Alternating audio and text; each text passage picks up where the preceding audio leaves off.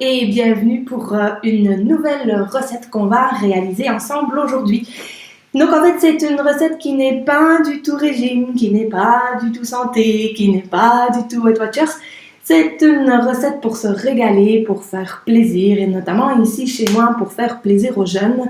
Donc c'est vrai que ce sont des petits biscuits qui partent comme des petits pains, on les appelle les crinkles.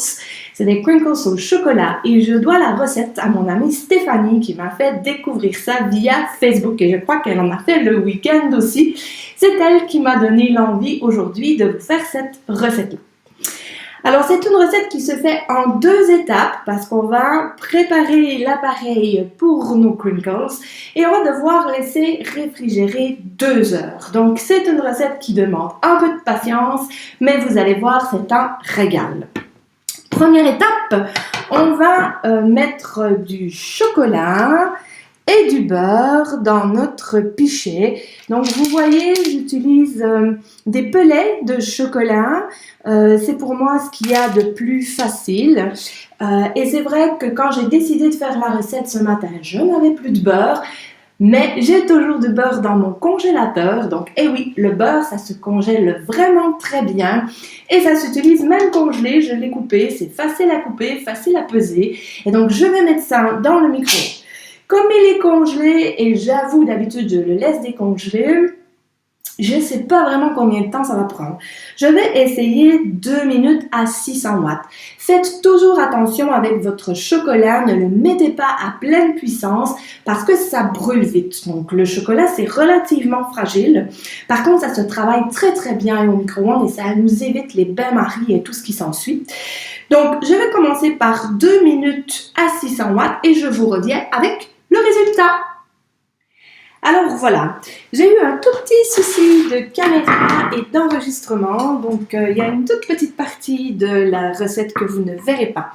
Alors le chocolat a vraiment bien fondu après 2 minutes 30 à 600 watts.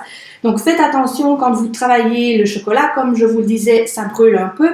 On voit encore quand il est prêt le chocolat, les petits pellets.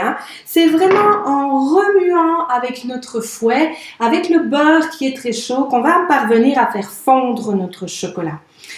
En remuant simplement, les petits pellets vont fondre, vont finir de fondre. Et donc vous allez avoir un chocolat bien lisse et un chocolat bien brillant. À ça, j'ai rajouté des œufs. J'ai aussi rajouté de la farine, un tout petit peu de poudre à pâte, de poudre à lever, une pincée de sel pour aider justement la levée, de la cassonade et du sucre vanillé. Je vous montre mon sucre vanillé qui est ici dans l'armoire. Voilà. Alors vous savez que le sucre vanillé, c'est évidemment très facile à faire. Le mien, il est dans un tupperware pour être bien au frais, bien au sec.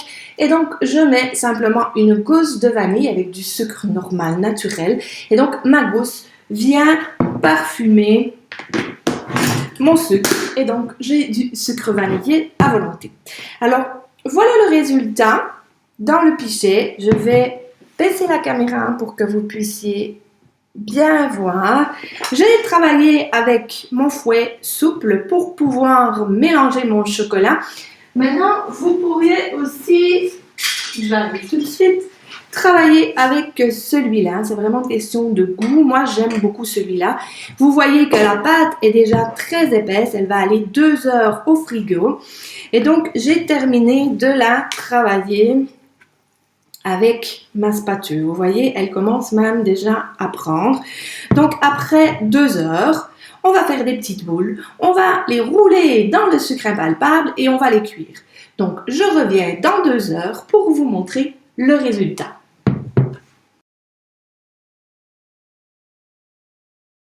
Alors voilà, après 2 heures, on a le résultat ici de notre appareil pour les biscuits et donc on va faire des petites boules tout simplement. On va utiliser nos mains pour pouvoir créer nos biscuits. Donc ici c'est du sucre impalpable parce que je vais rouler mes petites boules dans le sucre.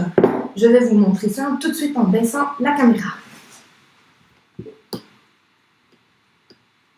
Voilà. Donc en fait, simplement, je vais me servir de cuillère pour pouvoir aller dans ma pâte. Voilà. Et pour pouvoir créer mes petites boules. Hop. Alors, en fonction du temps au frigo, vous allez avoir une pâte plus ou moins dure, évidemment. Donc, peut-être qu'au début, si vous laissez plus longtemps, vous aurez un petit peu de difficulté à détacher la pâte. Mais vous allez voir qu'au fur et à mesure, la pâte va se ramollir et ce sera plus facile. Donc, les petites boules, une fois qu'elles sont passées, ça c'est pas une petite boule, c'est une grosse boule. Voilà, une fois qu'elles sont passées dans le sucre impalpable, on va simplement venir les mettre, hop, les écraser un tout petit peu.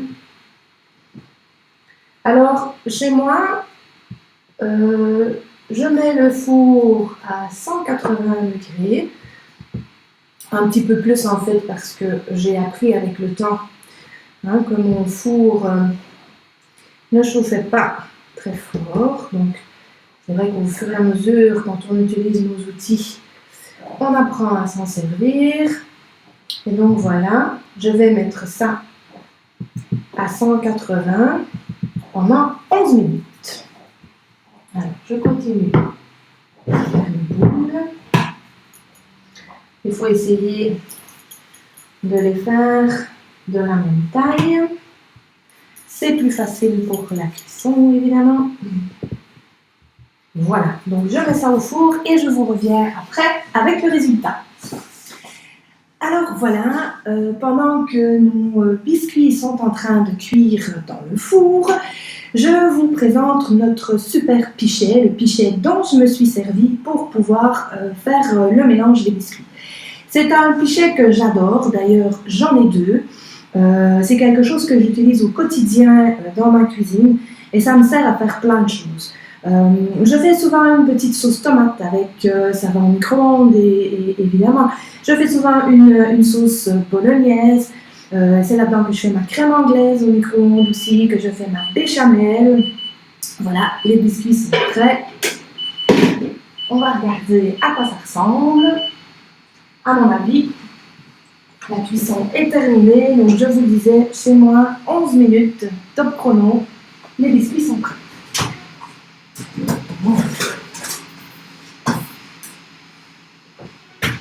Alors voilà, je les approche de la caméra pour que vous puissiez les voir. Ils sont vraiment beaux. En plus, ils sont super bons. Donc je les dépose pour les laisser refroidir. Et donc vous voyez ici, j'ai déjà préparé la suite. Et donc quand ce sera froid, je les mettrai sur une grille et j'enfournerai ceux-là. Et donc je vous parlais de mon pichet pour la béchamel, la crème anglaise, la crème chocolat, la crème vanille. Il n'y a rien qu'on ne peut pas faire avec ce pichet, c'est vraiment super chouette. Et en plus vous avez un petit bec verseur, donc je ne sais pas si vous le voyez, mais vous avez une opposition ouverte ici avec les petites lignes et donc vous avez une opposition fermée.